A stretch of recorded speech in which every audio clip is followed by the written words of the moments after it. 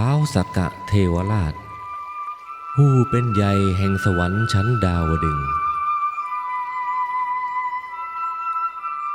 ครั้งอดีตการที่โลกไม่มีพระสัมมาสัมพุทธเจ้ามานพชื่อมคะ อาศัยอยู่กับครอบครัวในอาจารคามแคว้นมคธเขาจะออกจากเรือนตอนเช้าตรู่ไปทำกิจการงานวันหนึ่งเขาแวะพักใต้ต้นไม้ข้างทางเห็นว่าต้นไม้นี้ให้ความร่มรื่นน่าแวะพักทุกวันจึงทำความสะอาดด้วยการเก็บกิ่งไม้และใบไม้บริเวณรอบๆให้สะอาดสะอ้านเมื่อทำเสร็จแล้วเขายืนอยู่ด้วยความสบายใจมีคนกลุ่มหนึ่งเข้ามาแวะพักและมีคนหนึ่งผลักให้เขาออกไปจากต้นไม้นั้นมัคคมานพไม่โกรธมีความสุขที่เห็นคนอื่นได้รับประโยชน์ในสิ่งที่เขาทำวันต่อมา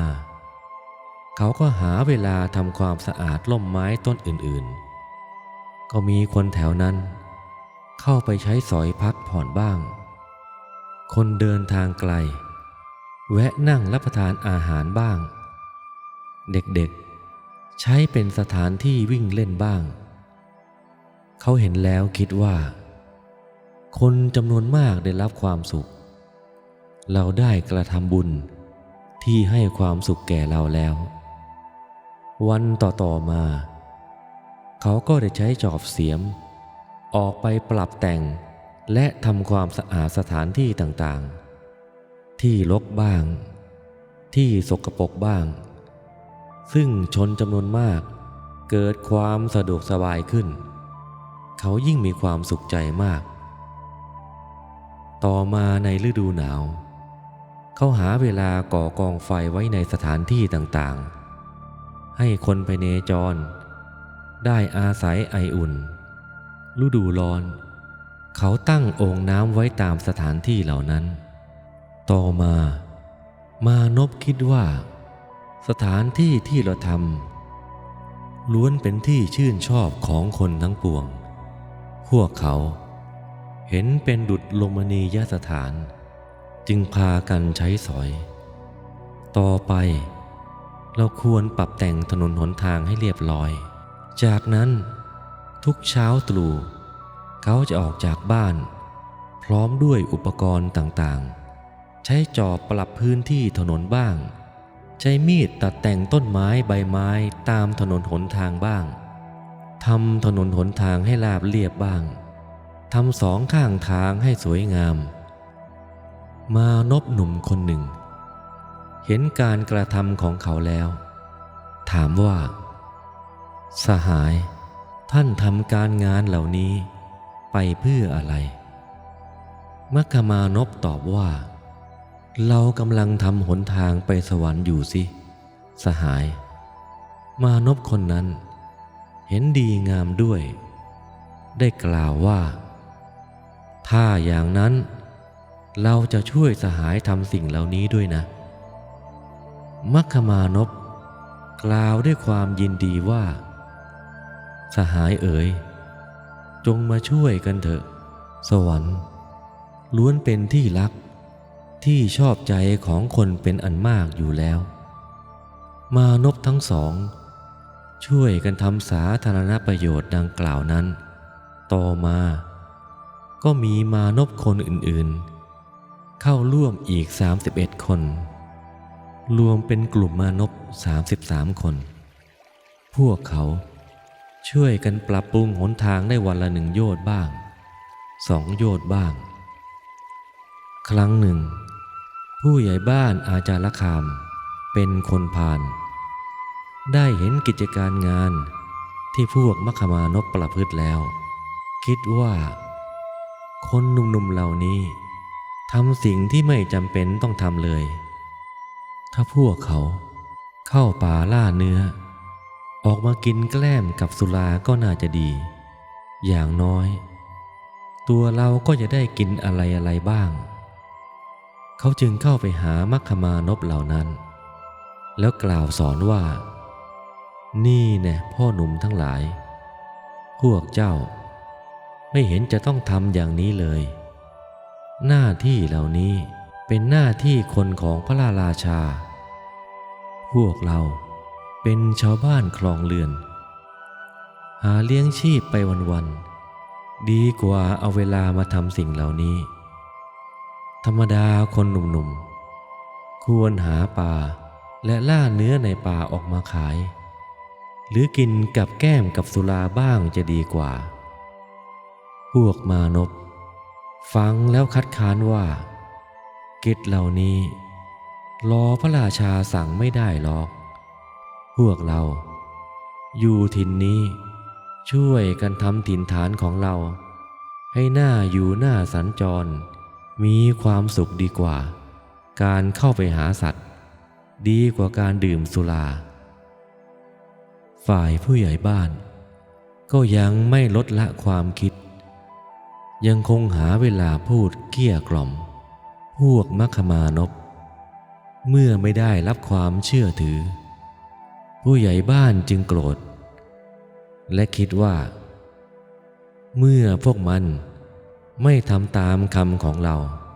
าก็จะให้พวกมันตายแล้วเข้าไปเฝ้าทูลใส่ร้ายพวกมานพให้พระราชาทรงสดับว่าข้าแต่พระองค์ผู้เจริญหม่อมฉันเห็นกลุ่มโจรกลุ่มใหญ่มาหลบซ่อนในหมู่บ้านของหม่อมฉันพระเจ้าข้าพระราชาตรัสว่าถ้าอย่างนั้นเราจะส่งเจ้าหน้าที่ทหารไปกับท่านแล้วจับกุมตัวพวกโจรมาลงโทษผู้ใหญ่บ้านจึงนำกำลังไปอาจารคามจับกุมมานพทั้ง33 คนมาเฝ้าพระราชาฝ่ายพระราชามิได้ทรงใคร่ครวญไม่ทรงให้ไต่สวนพวกเขาก่อนตรัสสั่งให้เจ้าหน้าที่ลงโทษทันทีว่าพวกท่านจงให้ช้างเหยียบทุกคนให้ตายมัคคมานพกล่าวให้โอวาทแก่มานพเพื่อนๆว่าสหายทั้งหลายตอนนี้มีแต่เมตตาเท่านั้นที่จะเป็นที่พึ่งของพวกเราได้พวกท่านอย่าได้ให้ความโกรธแค้นเกิดขึ้นจงมีเมตตาแก่พระราชาผู้ใหญ่บ้านช้างและตัวของเราเองจงทำเมตตาแก่ชนทั้งสี่ให้เสมอกันไม่เลือกที่รักมักที่ชังไม่ลำเอียงมานพเหล่านั้นตั้งจิตเมตตาแล้วแผ่ไปในควานช้างบังคับช้างวิ่งเข้ามาแต่ต้องหยุดไม่อาจเข้าไปใกล้ได้เพราะอานุภาพเมตตาของคนเหล่านั้นพระราชาทราบแล้วทรงนึกว่าช้างคงกลัวเพราะเห็นคนจำนวนมากจึงสั่งให้ใช้เสื่อผืนใหญ่คลุมพวกมานพไว้ช้างจะได้ไม่เห็นคราวนี้ควานช้างบังคับให้ช้างวิ่งไปใหม่แต่ช้างกลับเดินถอยหลังออกไปไกลยิ่งขึ้นพระราชาทรงสดับรายงานแล้วดำริว่าน่าจะต้องมีเหตุอะไรพิเศษแน่ช้างจึงถอยหนีไปตรัสสั่งให้นำมานพทั้งหมดเข้ามาเฝ้าในท้องพระโรงพระราชาตรัสถามพวกมานพว่าพ่อทั้งหลายเหตุใดพวกเจ้าจึงไม่หาเลี้ยงชีพสุจริตกันพวกมานพทั้ง33ทูลถามว่านี่มันเรื่องอะไรกันแน่พระเจ้าข้าตรัสว่าก็เราได้ฟังความว่าพวกเจ้าเป็นโจรดักปล้นตามทางเปี่ยวแล้วหลบหนีเข้ามาในหมู่บ้านเราจึงให้คนไปจับพวกเจ้ามาทูลถามว่าใครเป็นผู้กราบทูลเช่นนั้นพระเจ้าข้าตรัสตอบว่าผู้ใหญ่บ้านเป็นคนมาร้องทุกข์มัคคมานพทูลว่า พวกข้าพระองค์ไม่ใช่โจรพวกเราทำแต่กรรมดี เพื่อทำหนทางไปสวรรค์ในแต่ละวันพวกเราประพฤติแต่สาธารณประโยชน์แต่ผู้ใหญ่บ้านเข้ามาขัดขวางชักชวนให้พวกเราทำแต่อกุศลเมื่อพวกเราไม่ทำตามก็โกรธพวกเราแล้วมาทูลความเท็จต่อพระองค์พระเจ้าข้าฝ่ายพระราชาทรงสดับแล้วทรงโสมนัสแล้วตรัสว่าสัตว์ดิลฉานอย่างช้างยังรู้คุณของพวกเจ้าเราเป็นมนุษย์แท้ๆแต่กลับไม่รู้จงยกโทษให้เราด้วยเราขอชื่นชมพวกเจ้าแล้วตัดพระราชโองการประกาศว่าพวกมานพนี้ไม่มีโทษและประกาศให้ผู้ใหญ่บ้านและบุตรธิดาไปเป็นทาสของพวกมานพแล้วทรงพระราชทานช้างเชือกนั้น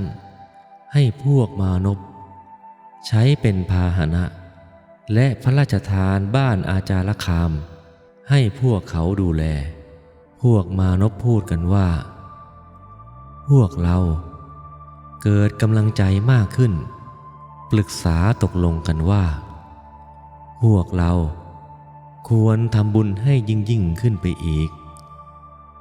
มานพทั้ง33เริ่มทำบุญใหม่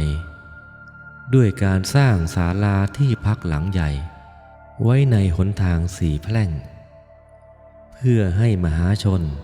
ที่ผ่านไปมาได้แวะพักรวบรวมทรัพย์ได้แล้วว่าจ้างช่างไม้มาสร้างศาลาพวกเขาสัญญากันว่าพวกเราเท่านั้นบำเพ็ญบุญร่วมกันเฉพาะเราผู้เป็นบุรุษเท่านั้นพวกเราไม่พึงบอกกล่าวแก่บรรดาภรรยาหรือใครๆที่เป็นสตรีเลยมัคคมานพมีภรรยา4 คนชื่อนางสุนันทานางสุจิตรานางสุธรรมาและนางสุชาดาครั้นนางสุธรรมาทราบข่าวการสร้างศาลาแล้วต้องการมีส่วนร่วมบุญด้วยนางจึงแอบปรึกษากับช่างไม้ว่าตัวนางต้องการให้ศาลาหลังนี้ชื่อว่าสุธรรมาเมื่อช่างสร้างแล้วขอให้ประกาศว่าศาลาขาดช่อฟ้าต้องเป็นช่อฟ้าที่มีรูปร่างอย่างนี้อย่างนี้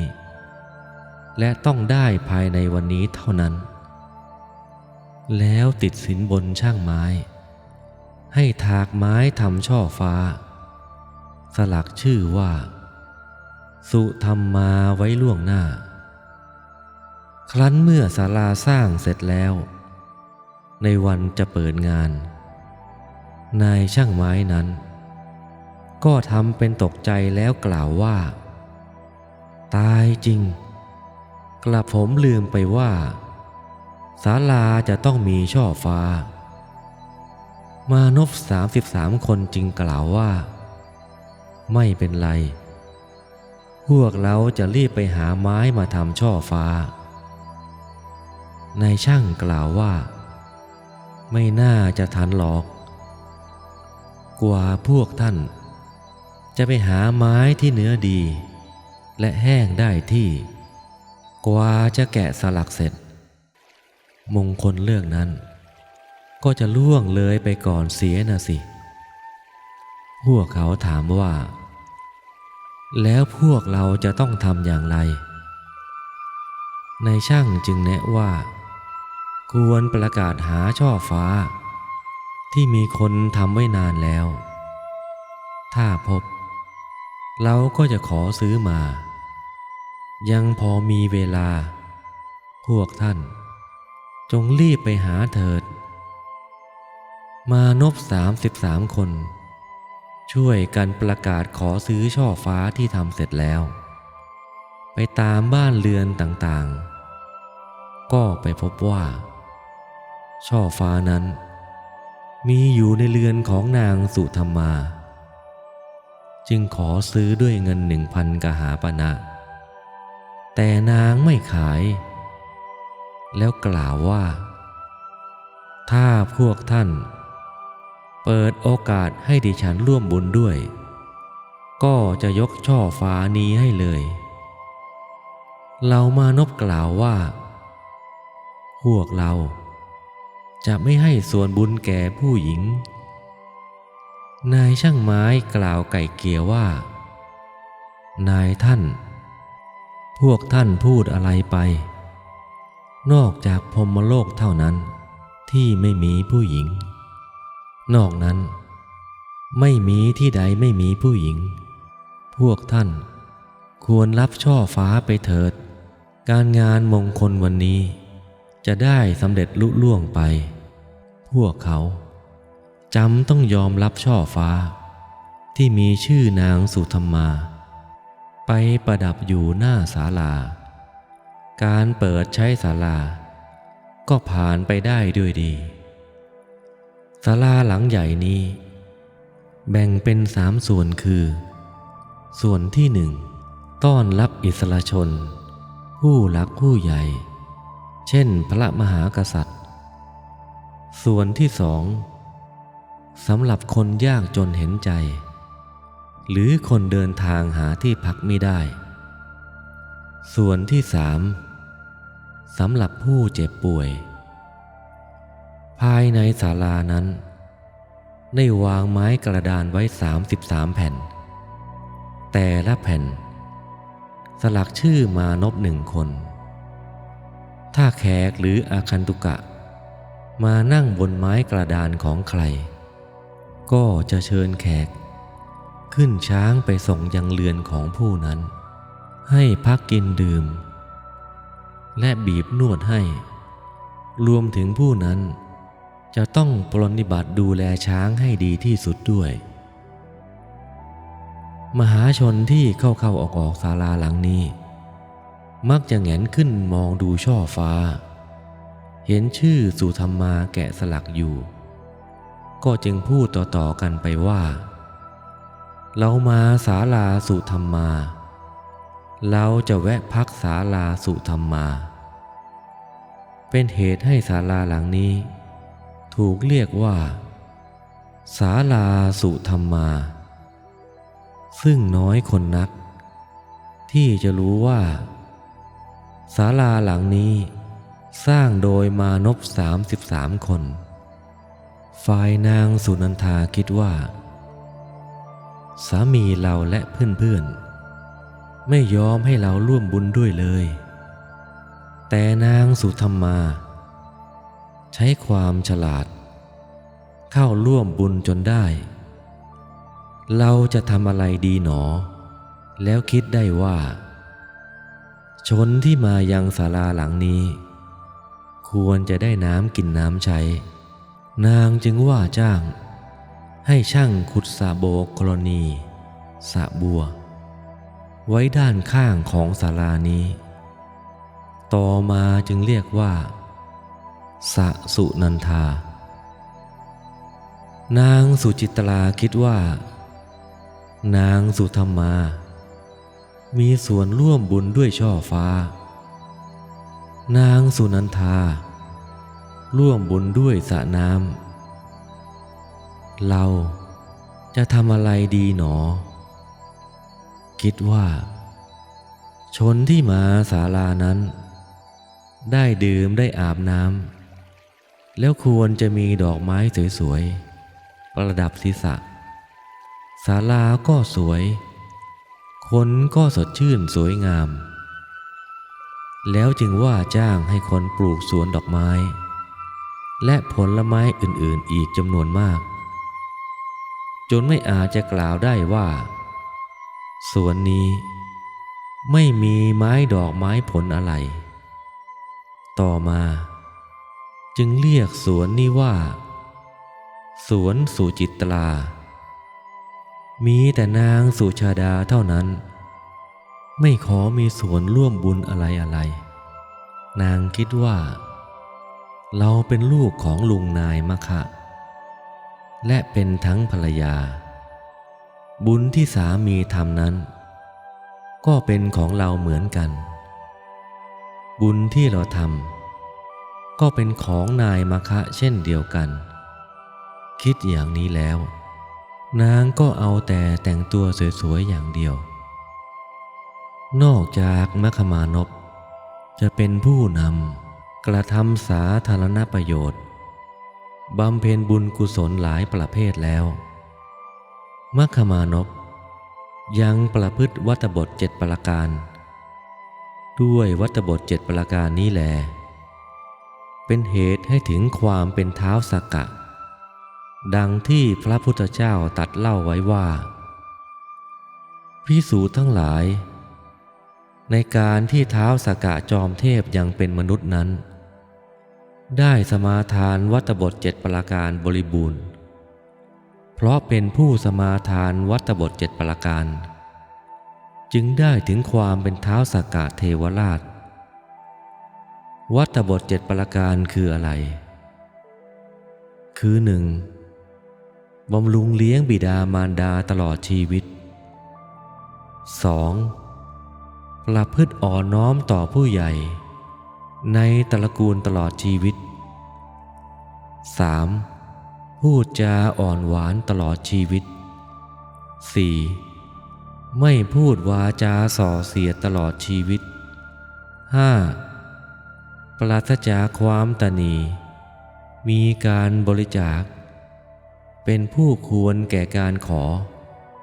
ยินดีในการแจกจ่ายทำทานตลอดชีวิต 6. พูดคำสัตย์ตลอดชีวิต 7. ไม่โกรธตลอดชีวิตกำจัดความโกรธที่เกิดขึ้นได้เร็วพลันตัดสรุปการบำเพ็ญวัตบทของท้าวสักกะว่าเทวดาดาวดึงส์กล่าวถึงนรชนผู้เลี้ยงดูบิดามารดามีปกติประพฤติอ่อนน้อมต่อผู้ใหญ่ในตระกูลเจรจาอ่อนหวานเจรจาสมานมิตรสหายละคำส่อเสียดรู้อุบายกำจัดความตระหนี่มีวาจาสัตย์ครอบงำความโกรธไว้ได้ว่าผู้นั้นแลเป็นสัพพบุรุษครั้นชนทั้งหมดสิ้นชีวิตชนทั้งหมดได้ไปเกิดในสวรรค์ชั้นดาวดึงส์มัคคมานพ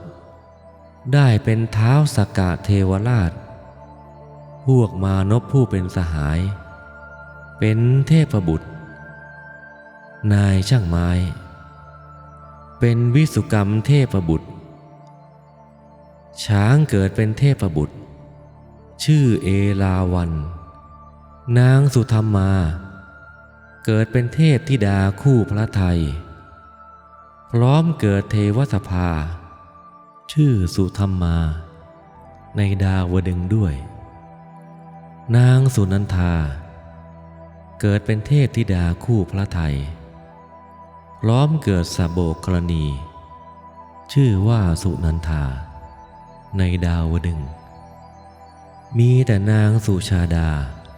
ผู้ชอบแต่การแต่งกายเกิดเป็นนกกระยางอยู่ณบริเวณหุบเขาแห่งหนึ่งในแดนมนุษย์ในสวรรค์ชั้นดาวดึงส์นั้นมีสวนที่เป็นนครอยู่หมื่นโยชน์มีประตูแห่งเทพนครอยู่4ด้านภายนอกนครจะมีพื้นที่ดังนี้ระหว่างประตูทิศตะวันออกและทิศตะวันตกมีเนื้อที่ขนาดหมื่นโยชน์ระหว่างประตูทิศใต้และทิศเหนือก็มีขนาดหมื่นโยชน์ภายในนครยังมีประตูอีก1,000มีอุทยานและสาโบกรณีมีปราสาทของท้าวสักกะเรียกว่าเวชยันตปราสาทสูง700 โยชน์ตั้งอยู่ท่ามกลางเทพนคร ปราสาทประกอบด้วยรัตน7ประการ ยอดปราสาทมีหมู่ธงสูง300 โยชน์คันธงเป็นทองแก้วมณีแก้วปราการ แก้วมุกดาตัวธงก็เป็นแก้วมณีและแก้วมุกดาเป็นต้นรวมกับความสูงของยอดปราสาทก็เป็น1,000 โยชน์ทั้งนี้เป็นผลแห่งการสร้างศาลาใกล้ๆเทวสภาสุธรรมามีต้นปริฉัตรผุดโตขึ้นด้วยผลแห่งบุญการปลูกต้นทองหลางของมัคคมานพกิ่งก้านใบและดอกของต้นปริฉัตรก็แผ่กว้างออกไปไกล300 โยชน์โดยรอบใต้ต้นปริฉัตรก็มีแท่นหินหนึ่งเรียกว่าบรรดุกัมพลศิลาอาสน์แท่นหินนี้มีดุจผ้ากัมพลสีแดงเป็นที่ประทับนั่งของท้าวสักกะมีขนาดยาว60 โยชน์กว้าง50 โยชน์หนา15 โยชน์เมื่อท้าวสักกะประทับนั่งพระแท่นนี้จะยุบลงไปถึงครึ่งพระวรกายเมื่อเสด็จลุกขึ้นก็จะกลับฟูขึ้นตามเดิมในเทวโลกนั้นไม่มีสัตว์เดรัจฉานทั้งหลายเมื่อท้าวสักกะจะเสด็จประพาสอุทยานต่างๆจะมีเทพบุตรแปลงตัวเป็นช้างเอราวัณสูงประมาณ150 โยชน์เอราวัณเทพบุตรจะเนรมิตตนให้มีกระพองเพื่อให้เทพบุตรทั้ง33 คนรวมทั้งท้าวสักกะนั่งกระพองหนึ่งมีลักษณะกลมกว้าง3 คาวุธยาวกึ่งโยชน์ส่วนที่ประทับนั่งของท้าวสักกะจะอยู่ตรงกลางเรียกกระพองนี้ว่าสุทัศนะมีขนาด30 โยชน์เบื้องบนกระพองจะมีมณฑปรัตนะขนาด16 โยชน์มีธงรัตน7ประการสูง1 โยชน์ประทับอยู่ในมณฑปรัตนะเหล่านั้นมีกระดิ่งห้อยไว้โดยรอบมณฑปยามลมพัดกระดิ่งจะส่งเสียงดังกังวานปานเสียงสังคีตทิพย์สอดประสานเสียงกับดนตรีทิพย์บรรเลงใต้มณฑปรัตนะของท้าวสักกะจะมีบัลลังก์แก้วมณีขนาด1 โยชน์ให้ท้าวสักกะประทับนั่งเทพบุตรทั้งหมดนั่งบนกระพองของตนแล้วเอราวัณเทพบุตรก็เนรมิตงาและกระพองละ7 งาแต่ละงายาวประมาณ70 โยชน์ในงาหนึ่งมีสระโบกกรณีอยู่7 สระแต่ละสระมีกอบัว7 กอแต่ละกอมีดอก7 ดอกแต่ละดอกมี7 กลีบแต่ละกลีบมีเทพธิดาลำฟ้อนอยู่7 องค์รวมความว่าแต่ละงามีมหรสพสนุกสนานอยู่อย่างนี้และในทุกวันอัตมีแห่งเดือนท้าวสักกะเทวราชทรงจัดให้มีการแสดงธรรมและฟังธรรม